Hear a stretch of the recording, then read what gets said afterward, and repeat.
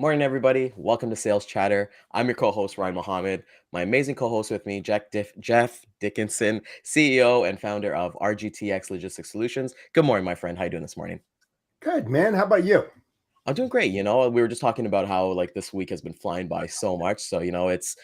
I always truly look forward to this because this kind of like starts my day to get the day going. And just get to talk to amazing people, and amazing guests, and you know, let's get this bad boy started. Yeah, let's do this. To the HPLS podcast. Live, relevant, and high performance information, conversations, and education weekly.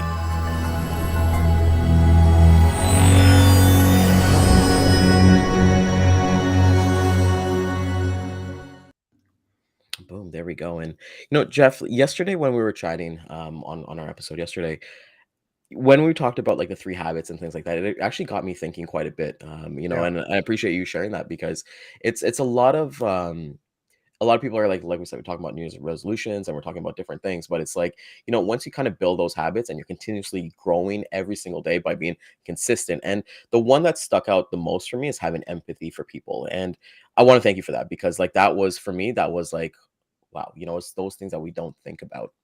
Yeah. So as this morning, we have an amazing guest with us. We We do. have we have Jette Stubbs. She is the owner of the Happy Career Formula. I believe she's the author as well, and she has an amazing story that we spoke a couple months ago, and I was like, wow, like people would really, really cling to this. So we want to reach out and say good morning to Jette. Welcome to Sales Chatter. How you doing this morning, Jette? I'm so happy to be here. I'm doing well. I'm really excited to talk about how my story relates to sales because it really was me learning how to sell myself. I think that happened to all of us, Jet, Yeah. especially when you're not in sales, but I am now and learning all the intricacies, if you want to call it that, about how to go about selling stuff. So welcome to the show. Thank you for taking the time out of your day to spend a little bit of time with us this morning. Let's get into it.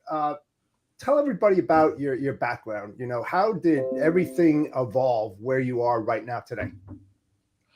So today I am a career and business coach. I help people design work to fit their lives. So that's typically focusing on six-figure careers, whether that's a job, freelance service, or business. So I help people find what they love to do and sell themselves so that they can design a job, a freelance service, or business that fits their life instead of squeezing their life in with the few hours they have left after work. But that started about 11 years ago when I had 90 days to build a career business or leave the country. I was an international student in Canada. I'm originally from the Bahamas. And when I graduated, I was stuck in this cycle where I had tuition debt that needs to be paid off, but I need the letter from the university to be able to access a work permit so that I can then get a job, but I needed a job to pay off the tuition. So I was stuck in this cycle and Right. I wanted to be able to break that cycle by getting a job, making some money, getting my way out. But I wasn't sure how to do that. So I applied for over 100 jobs and I Wow. got zero responses. And I was really devastated because I felt like I did all the things. You feel like you've put together something that's a good product, a good service, a good offer. I had done internships, I had volunteered, I had built work experience, I'd gotten a degree, and somehow it wasn't turning into the opportunities that I wanted. And what I learned was it takes one set of skills to do a job and another set of skills to get a job. Mm. And I had to learn how to sell myself for myself. And I didn't know where to start. There weren't a lot of offerings available. So I went and I read all the free books in the library I could. I went to all the free workshops and I like even to find the right clothing, I had to go and get the right clothes from different places that were free. And at the end of it, I went from that 0% response rate to 100 applications to a 70% response rate to 10 Wow. applications. So I sent out 10 applications. I got 7 interviews. And as I continued to work, I was able to replicate that process. Um, but when I first started, there were a lot of obstacles. So I took the highest paying job, of course, because I was terrified initially. I didn't want to be stuck in a country with without the ability to return home because I couldn't afford it. So often people are unable to return to their homes and visit their families because they can't afford it financially. I didn't want to be Right. stuck in what I felt was like a dead end job in cold weather. Just started trudging my way there. Like that cycle of living paycheck to paycheck terrified me. So I wanted to be able to sell myself to be able to advance in my career. So when I started working in my first 18 months, I was pitching myself to do more. And by the end of it, the president of the company had to sign off on bonuses every 2 months because my job was changing so quickly Wow. that they couldn't change the job description fast enough to match it. So they would just look at the work I was doing and then give me bonuses every other month based on that work. So I'd get a bonus of a couple thousand extra every other month. And that was really exciting, but at the same time, I was experiencing discrimination at work. My first supervisor made a buzzer noise anytime I said something that sounded like I was from a foreign country. So it was like Jeopardy, like, and she would repeat that buzzer over and over. So, like, if I'm here doing a presentation with you, she'd interrupt me or say that buzzer, said, "You said something. It doesn't sound Canadian enough." So I'm going to repeat that buzzer over and over. And eventually, because I was attracting so many different opportunities, people started coming to me and asking for help. I started career coaching, and initially people were getting $20,000, $30,000 salary increases. Now I've helped people get hundreds of $1,000s more. And then I started business coaching because some people were just so stuck in their jobs. They were experiencing discrimination. And I said, hey, my parents were entrepreneurs. They taught me a lot about what they knew because my parents didn't have access to university education. They were self taught. They built out a business that was worth millions. And now I love reading about business. I love learning about applying it to the digital age. I can help you. I don't know if it's going to work. And then people were able to leave their 9 to 5 in less than 12 months and replace their income. And that's how I became a business coach. So for me, it was a very organic process of learning how to sell myself Hmm. that led to me doing what I do today. That is incredible. Congratulations, first and foremost, because it seems like you went through a tremendous amount of obstacles to get to where you are today. So you should give yourself a pat on the back for sure. A lot of people fail way back before even getting to your point in your life or where you are today. That's fantastic. Now let's talk about your coaching. What do you think is the number one obstacle that people in sales face? I'm sure you talked and spoke to a lot of people out there. What is their fear? Where is the stumbling block that when they engage with you, you're able to excel them well beyond that point? Where everybody has that point where they're not comfortable. They don't know what to do next. What is that number one thing that you've seen? That depends on which stage they're at in sales. So have they been doing it for a while if they're brand new? If they're brand new to sales, what I find is the number one thing is a fear of rejection. People won't want to hear from me. People will be annoyed. They'll think I'm being pushy. I'm going to be that greasy, slimy salesman that nobody wants to hear from. And the way I explain it to my clients is you you can design something, you can sell something that people are very happy to buy. When you walk into your favorite restaurant and a waiter hands you a menu, that menu is something that you're very excited to receive and buy from and purchase. And those are all products that that company is selling that you are happy to buy. There's so many times where we are happy to buy things that we love. When people line up to buy the next iPhone, they're excited about that. They're not complaining. I mean, they may not like the line, but they're still in it because they want to be there. So Right.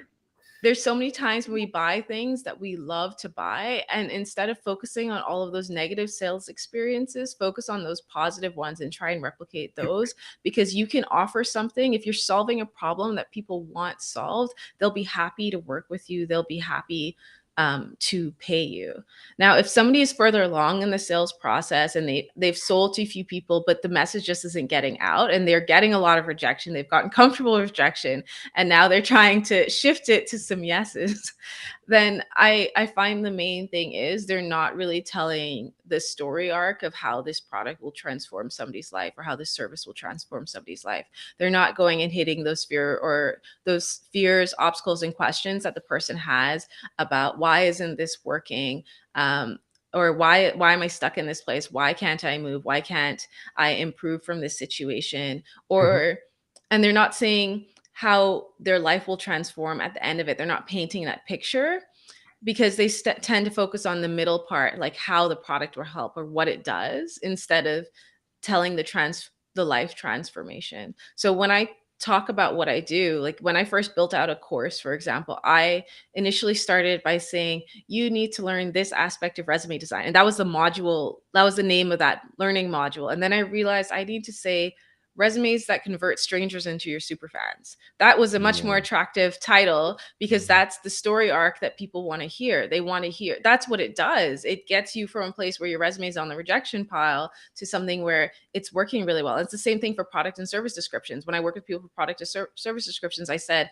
I got into the nitty gritty of this is how we're going to design your product. And that is what I teach in the course. But the way I describe it is products that make it so you can sell with ease. Like you don't have to worry because the product is almost selling itself because of how you've designed it so that it meets client needs. I love that. Right, right. And um, when we get into like the novice part where people are just entering the field, they want to be salesmen or women. How do they define what they sell? How do they design their niche? Everybody that gets in it, they're really not sure, and they're trying to find out what to sell, when to sell it, sort of speaking, right? So how does one define and focus on the product, whatever it may be, that they should be pushing? How does one determine that? How do you help them to get to that point? That's a great question, Jeff. So the way I help people do it is I break that down. If they have no idea what they want to sell whatsoever, like what product or service they want to create, I start with three areas of their life. I look at, okay, what type of life do you want to live? Because so many times people design a business that becomes their new bad boss that they hate, that they have this horrible relationship with, and they don't think that defining their life goals is an important portion of designing their business because they need to design whatever kind of work they're doing to fit their life. So we start by mapping out the different areas of life. I usually have people map out about 7 different areas of life. And we look at what do you want that to look like? Then we look at what sort of skills do you have? What do you like doing, what you not like doing, and what sort of problems have you faced in your life that you could potentially solve for somebody else?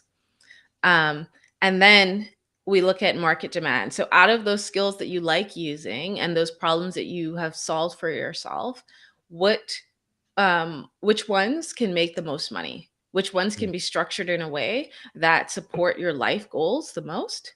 And in the middle of that is your sweet spot. So I usually just have that mapped out as a Venn diagram with those three things. And in the middle is your sweet spot. And if you're missing any one of those things, you'll end up really unhappy. So if you're missing the connection to demand, you'll end up a starving artist and you'll be really struggling to I like figure out how to make it work.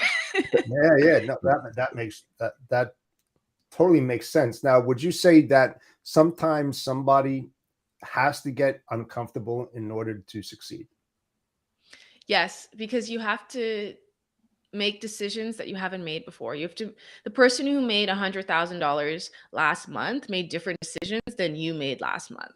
So if you want to change your income level, if you want to change how you are working and living to be more aligned with who you really want to be and the way you want to live, then you have to make different decisions. And there can often be discomfort in making those decisions. It can be a discomfort in asking for more money. That's a huge one when people are learning Yeah. how to sell themselves. When I get people to ask for 3, 4, 5 times more than they were making before, there's a huge discomfort. Well, people will laugh at me. Well, Right. they think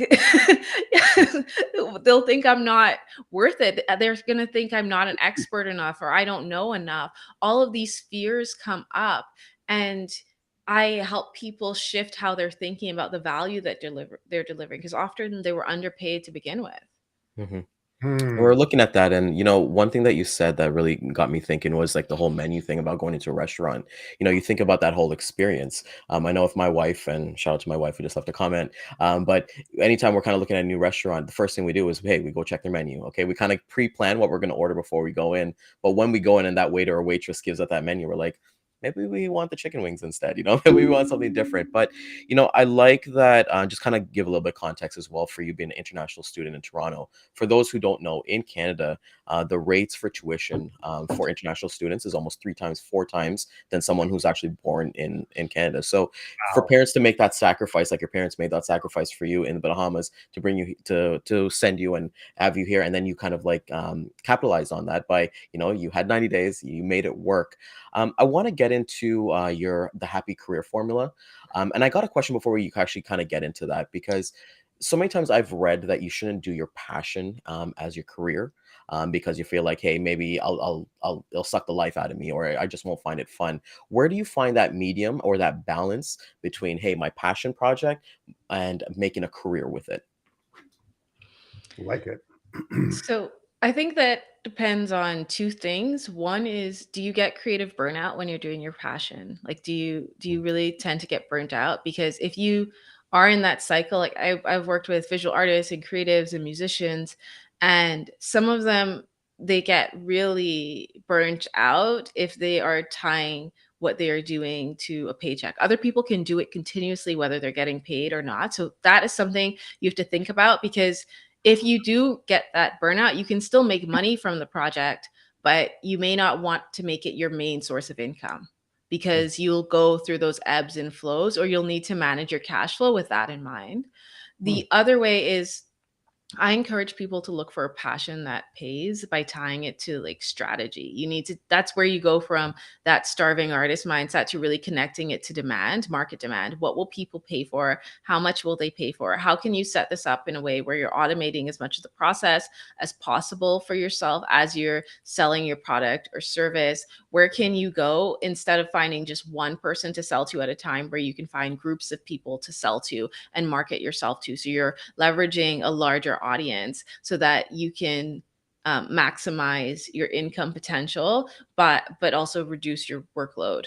Because it can be, if you're doing something that is a passion project, depending on what it is, you can be very emotionally connected to it. And what can happen is, as you are selling it, you can take that rejection slightly more personally, because you're tied, you feel emotionally connected to this project. The other thing is, when you're building a passion project, you still need to build it for other people if you are planning on selling it. So you need to be doing market research as you're designing whatever it is. You need to be speaking to potential clients or people who have problems similar to the one that you're solving, or have goals similar or interests similar to the one that your project is related to, so that you can design it not just for yourself, but a collective of people who are similar to you, so that demand exists. That people are interested in it. As much as possible, sell before you build it out, so that you can know that this is a verified and proven thing. Otherwise, you could build it for yourself, but be aware that you could be designing something that may launch to crickets unless you have the right marketing strategy and it's connected to demand properly. I love this. I love this. And Lisa's I actually got a love question for this. you. Let's bring up to Lisa here. What do you suggest if the passion project pulls you away from the moneymaker? What I help people do is make money. So make more money with less hours. So you make I more like money. that. Where do You I can sign work up? We'll less. talk after. That's good. I'm Forget in. this podcast. I'm in. Yeah. Yeah. I help people structure it so we figure out what can make the most money from the day to day work, so that you can work less hours. A lot of my clients will end up, um, like, one of my recent clients who I did a video testimonial with, she worked 12 hours and made what she would in a week previously, because we had increased her hourly rate, and we so she didn't have to work as many hours, and she was able to still spend a lot of time growing out her new business idea and testing it out and validating it because she was able to craft that work-life balance for herself. She also had shifted from in-person 40-hour work week to remote shorter work week. So she was then able to travel, and she was based in the US and now she's in the UK for 3 months. That brings up another question. What I found out, because I used to work at corporate and then I started my own business. Not to say that I slacked off in corporate, but that you're getting a paycheck and you're doing the best that you can. But what I found out, that when you start your own business and everything relies on what you do, how you do it, when you do it, it seems, well, I'm not going to say it seems, I know you work harder than you do when you're working at corporate because you're building something that you believe in. So it's that structure, it's that foundation, it's the platform, it's the way you go about finding your niche and everything else in between in order to be successful. So, whether or not you increase your rates, you're still going to work at that pace. A lot of people work 9 to 5. But when you're remote, you're getting out of bed, like you say, at 6 o'clock, and instead of traveling to get to the office by 9, you're in your office at 7. Instead of working until 5 o'clock and getting a train or a bus or a car and getting home at 7, you're in your office. So you're gaining, at least 4 hours a day, if not 20 plus hours a week, doing what you love. So I find that. And I know you definitely put in a lot more work than you do when you're getting that paycheck on that weekly basis and sitting in your chair 9 to 5. I mean, what are your thoughts about that? How does one compress all of that to still reach their goals and objectives? I encourage clients, one, to set boundaries, because it is easy when you're working at home for your work to kind of get away from you. For example, like I only meet with clients on Wednesdays and Thursdays. So I have flexibility the rest of the week, to set my schedule as I want so I can take time off as I need and do my admin work. Um, the other thing that's really important with that is sometimes clients, especially if they're starting a new business, as you start a new business, there is this idea that you need to really prove yourself to every new client that you work with. And often people will let the scope of their projects, of their work creep, especially if it's service-based work, and they'll keep on trying to do, oh, I need to do this extra thing for the client or this one more thing. And they won't look at the terms of the contract. And usually if you're offering to do more and more work for a client, they're going to be like, yeah, sure. And you're not charging them anything extra. Like it's a win for them. But what's going to happen is you're going to burn yourself out. The client would have already probably been satisfied, and you're not actually checking, like, did they actually get what they want? Are they satisfied? Are you going back to the initial contract and terms that you laid out? Most people, when they're starting their business, they don't know how to lay out those conditions very well. And that's where I'd often support them and say, okay, you need to define the scope of the project, the scope of the product or service. If you're offering support around that product, you need to define that so clients know what to expect. But a lot of times people think, I need to prove myself. I need to go above and beyond.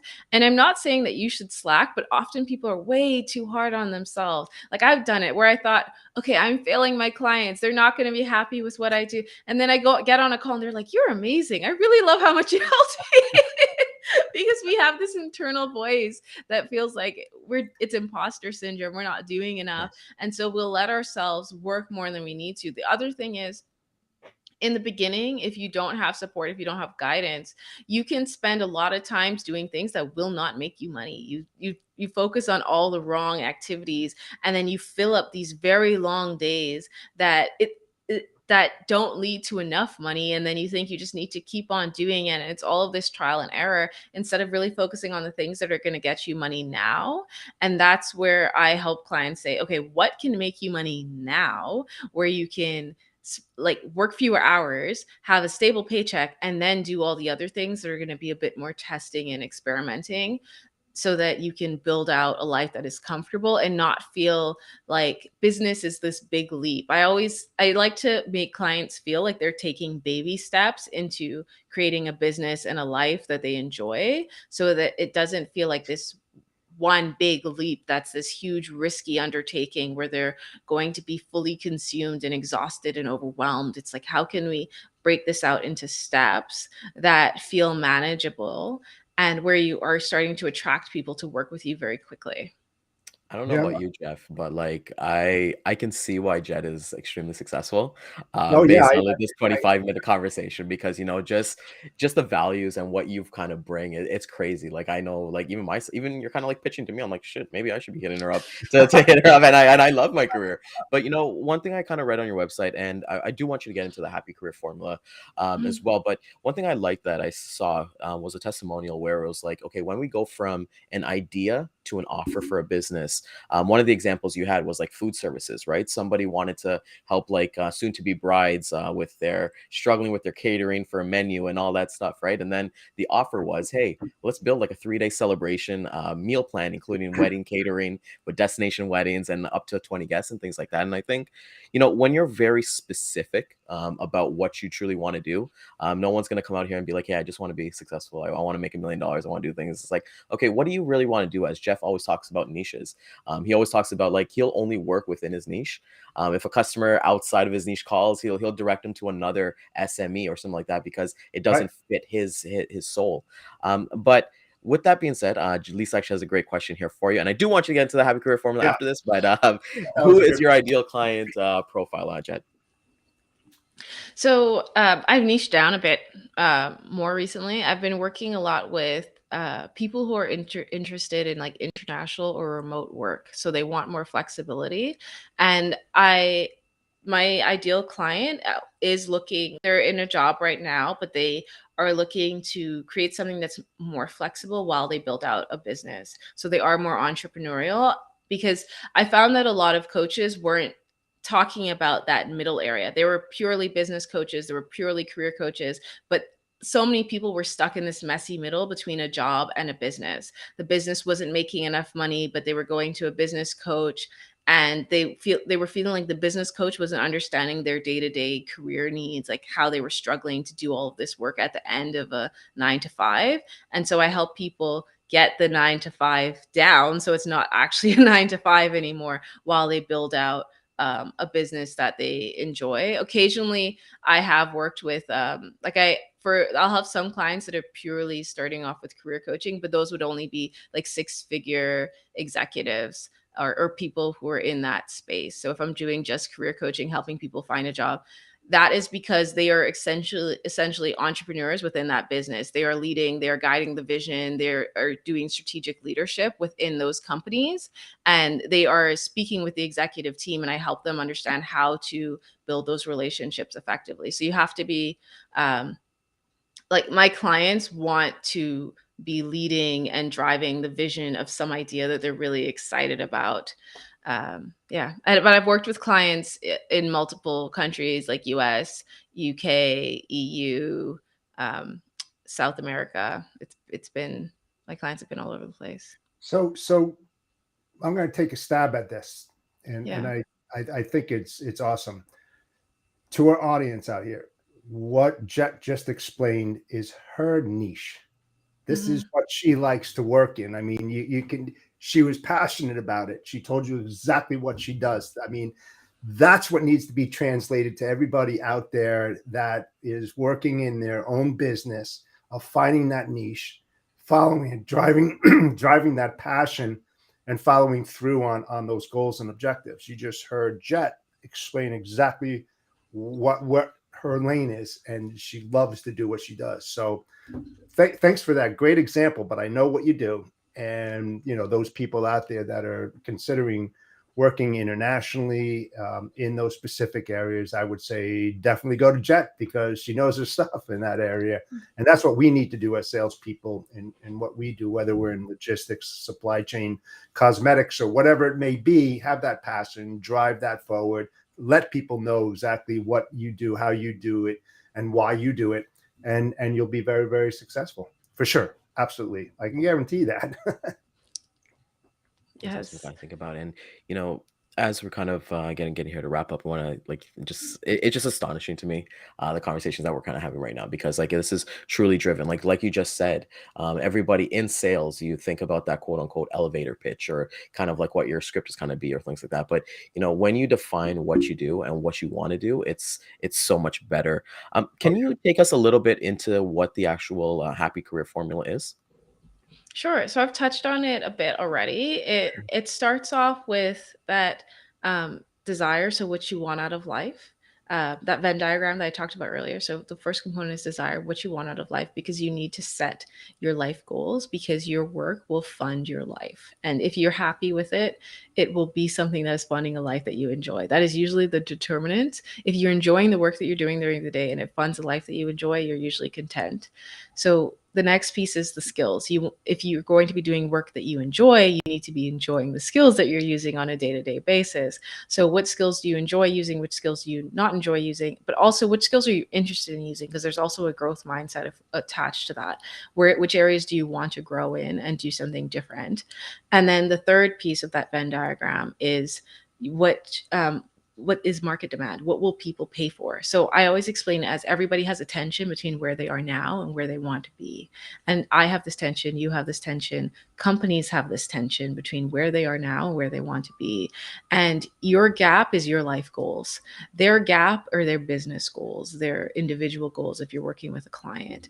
And so you need to come in and say, I can solve one piece of your puzzle to help you get one step closer to where you want to go in your life and your life goals. And these are the skills that I enjoy using. Like I love what I do to help people design work that fits their life. So you need to be able to say, this is the step that I'm going to take. Because if you said you can solve everything for everybody, nobody will believe you. You need to no. niche down. You need to say what type of problems that you're solving. Like I love people who are doing international work or remote work. If you're going to stay local, I want you to have that flexibility to work from home and be where you want to be. So those are the people that I love working with. So you need to be able to define that for yourself and say, this is the one part of the puzzle that I will solve for you. Like you shouldn't come to me if your child's sick. You should come to me if you want if you want help. If you want help building the career that you love. So after you've done that, then you need to find ways to avoid three traps. So the three traps: if you don't have demand, you'll be a starving artist. If you are not connecting the work you are doing to your own desires, you'll be an unhappy professional. You could be making a lot of money. So many people who I work with are making six figures, but they're really unhappy because they're not connecting it to the life that they want to live. And they're letting their employer or their job or their business dictate how they are living their lives and how many hours they have left at the end of the day because they're not structuring it to live the life that they want. And if you're missing the skills that you need to do the work, you'll often feel like a dreamer. You have this idea of this life that you want to live. You know the type of demand that's out there. Oh, I wish I could do this really cool job that I see somebody else doing. But you don't have the skills, or you don't know how to pull it together to execute. And so you'll feel like a dreamer who's never really accomplishing the goal. So you want to avoid those three traps so that you can end up in the middle with your happy career. And then once you've done that, there are certain levers that you can pull to start making more money. Like which markets are you going to be approaching? So how much disposable income does this market have? Do they have enough money to pay you? How many people are in this market? Can you automate it? Like I have moved into doing online courses and digital offerings. I still offer one-on-one support or group support to people, but it allows me not to spend 20, 30 hours with each person. Like it saves me time that I don't have to spend with that person, but it also saves that person money from having to pay me to tell them this thing as a lecture one-on-one. So how can you start to automate things so that you can help and support more people and drive that growth? Right. That Makes a is lot of sense. spectacular. Jet, want to thank you so much for coming out this morning. Let everybody know, how can they get a hold of you? What's things you got kind of planned for 2003 as well? Yeah, so I have my own podcast, Happy Career Formula with Jette Stubbs, where you can listen to particularly episode 2 and 3, where I'll deep dive into the Happy Career Formula. Episode 1 is my story, and I talk about that journey, that those 90 days to build a career business, and all the lessons that I learned along the way. And episode 2 and 3, I dive deeper into those lessons so that you can understand how to apply them to yourself. And I talk about the 5 phases of growth, from going from no idea to systems for growth, so that you can create something that works for you. So I would encourage you to listen to Happy Cure. And if you wanted to take the quiz that Ryan mentioned, you could go to jetstubbs.com and take the quiz. Yeah, it's a great quiz. You know, it really dives deep, and I think it's amazing. Jet, like we said, thank you so much for coming out this morning. Yes, thank you. It's truly been a pleasure. It's probably one of my favorite episodes that we've done. You're amazing. So thank you for that. Thank you so And much. looking forward to, hopefully we can connect again in the future, and have Yes, you back on here please. and anything like that. So thank you to everybody for coming out this morning on Sales Chatter. We will be hitting the replay at 12 and 3 p.m. Eastern time on LinkedIn, Twitter, Facebook, and YouTube. I want to thank our corporate sponsor, Daman from Centurion Trucking. He is looking for freight agents in North America and paying up to 60% GP. So definitely hit him up. He's got some good rates, and he's got a great team behind him. And want to thank everybody else. We'll see you guys tomorrow for Wins and Lessons on Friday as we wrap up this amazing week. Jeff, love you, brother. Always a pleasure. Jet, thank you once again. Everybody, have yourself an amazing day, and we'll see Thanks. you tomorrow. Have a good day, guys.